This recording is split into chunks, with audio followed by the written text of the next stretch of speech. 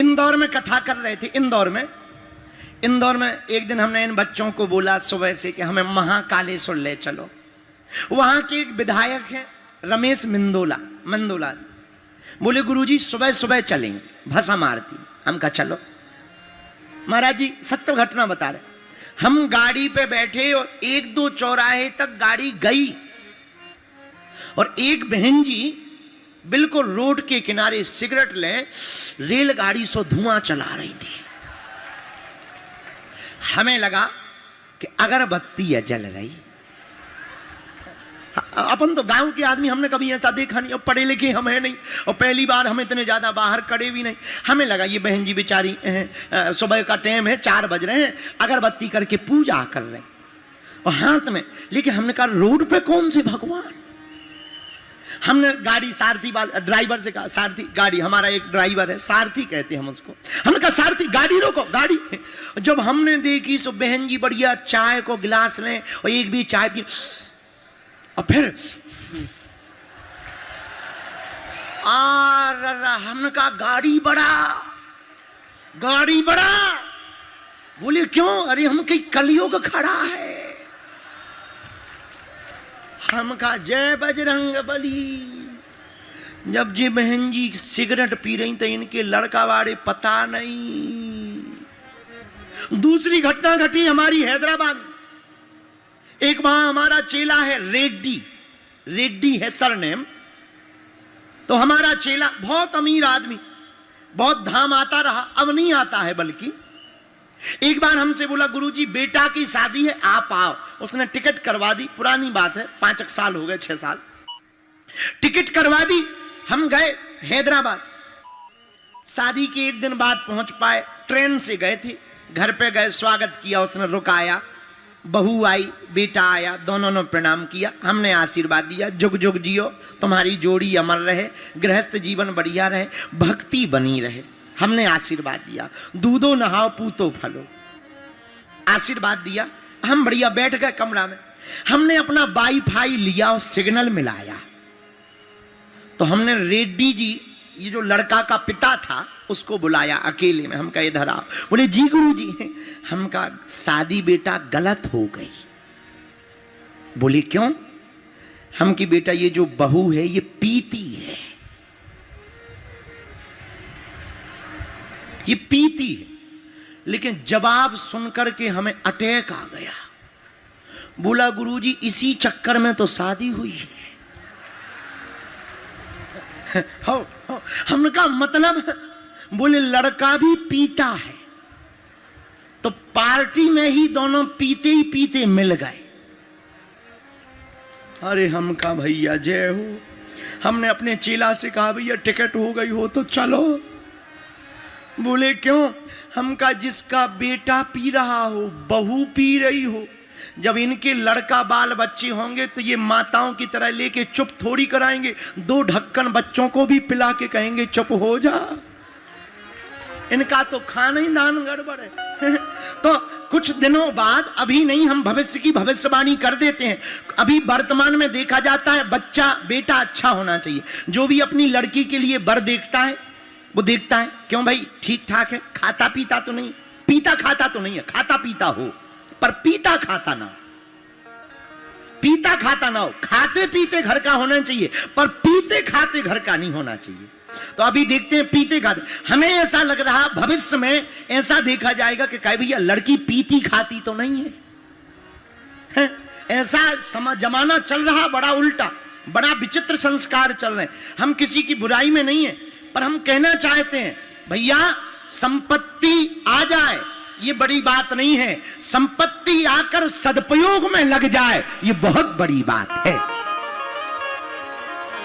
धनवान तो हजारों लोग हैं, इसी नरसिंहपुर में कितने धनवान नहीं हैं पर वो भगवान की कथा नहीं करवा पाए। देखो हनुमान जी की इच्छा तो देखो, एक छोटे से बालक को प्रेरणा दी और उससे भगवान की कथा करवा दी।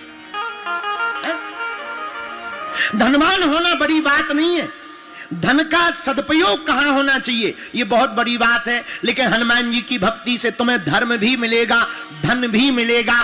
तीसरा उपाय मेरे पागलो, तुम्हें धन मिलेगा तो तुम्हें चिंता नहीं करनी पड़ेगी धन की रक्षा की चिंता देने वाले हनुमान जी महाराज स्वयं करेंगे।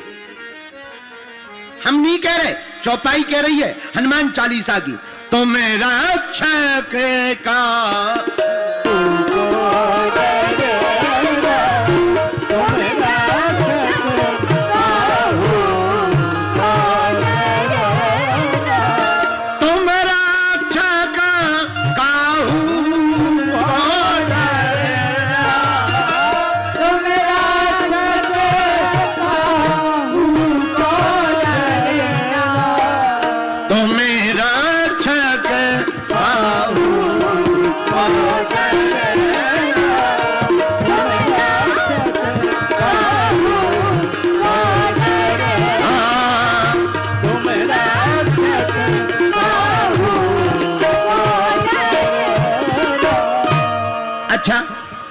हमने एक बार ये चौपाई एक व्यक्ति को दी, बोले हमें बहुत डर लगता है, हमने कहा इस चौपाई को भूला करो, डर नहीं लगेगा।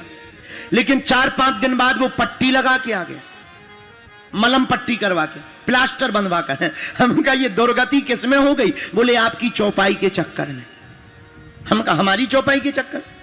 अरे आपने ही कहा था तुम रक्षक काहू को डरना, तो हमने कहा तुम्हारी ये दुर्गति कैसे हुई? बोले आपने कहा था कि तुम्हें डरने नहीं है, अब हनुमान जी रक्षा करेंगे, इस चौपाई को बोला करो। तो हमने कहा पिट कहां गए? बोले सांड के सामने पिट गए। हमने कहा टटरी के भरे, हमने ये कहा था तुम रक्षक काहू को डरना, पर इसका मतलब ये थोड़ी है कि तुम बैल के सामने खड़े हो जाओ, किसी से डरना नहीं है। वैसे तो मैं मुसीबतों को बुलाता नहीं हूं, आ जाती है तो घबराता नहीं हूं।